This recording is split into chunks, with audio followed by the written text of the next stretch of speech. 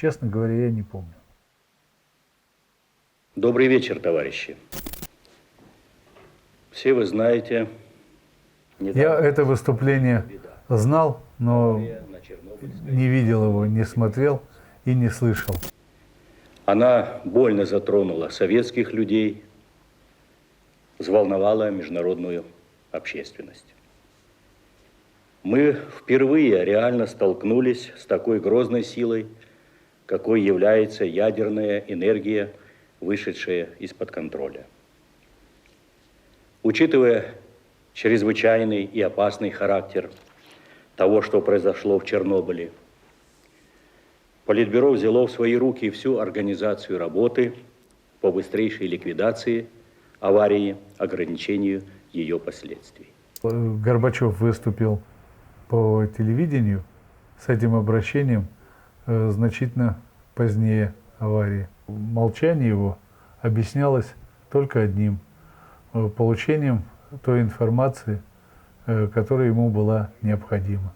А я не исключаю и того момента, что минут 40 ему рассказывали, что такое атомная энергетика и к каким последствиям может привести Чернобыльская катастрофа. Меня к Горбачеву не пустили, хотя я ездил в тот период вместе с Хемом, с Алгаником. Хем ему задавал вопросы, а он отвечал, Горбачев.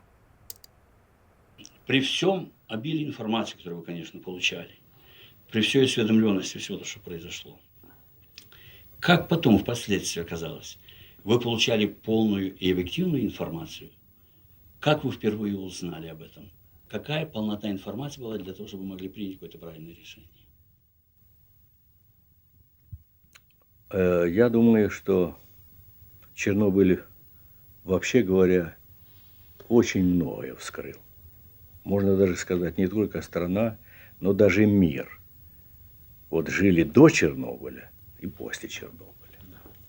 С самого начала я стремился, и все со мной в Политбюро стремились, конечно, получить все, что можно получить.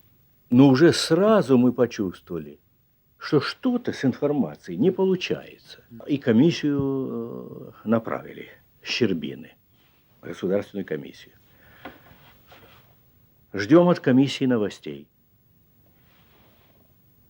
Один звонок, другой звонок. Они не могут никак. Хотя там же, сразу же в комиссию вошли и академик Велихов, и Легасов, и много других специалистов. Уж не говоря об атомщиках, вот, специалистах, так сказать, из отрасли. Это немного меня удивляло. Потом я разобрался, я начал разговаривать напрямую прямо с учеными же. И Николай Иванович особенно разговаривал. Мы его утвердили председателем комиссии Политбюро по этому вопросу. И он говорит, я не добьюсь, потому что они не могут разобраться, оценить. Вот поэтому прямо сходу столкнулись с такой вещью, что не могли по-настоящему сразу оценить. И вообще говоря, у людей тогда даже появилось, что мы что-то темним.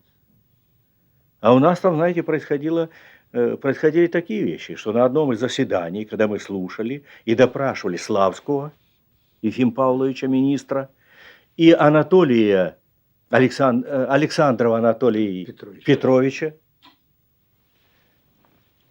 что мы от них услышали? Я был потрясен, вообще говоря.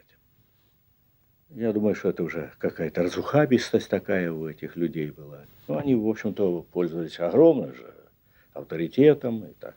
Вольно себя чувствовали всегда, везде. Но я подумал, что в этом-то случае. Вдруг они заявляют, один и другой.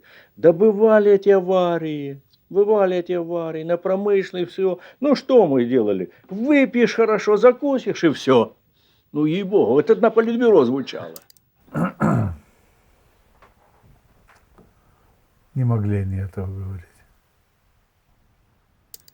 И это с уст, ну, академик-то Александров, не только президент, но он же конкретно институт этот возглавлял, до ядерный же исследования.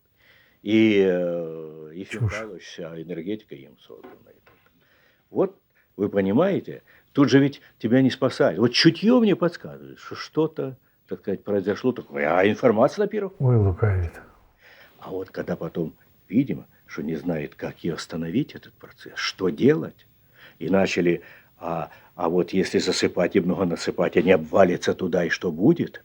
А попадет в воды, и там речушка эта, Припять, и через нее пойдет туда, и тогда это целый бассейн на 35 миллионов людей, которые потребляют эту воду. То есть вот я через несколько дней, вообще говоря, стала уже картина, стала я. Скорее даже там подняли шум средства массовой информации, с Запада даже приходили.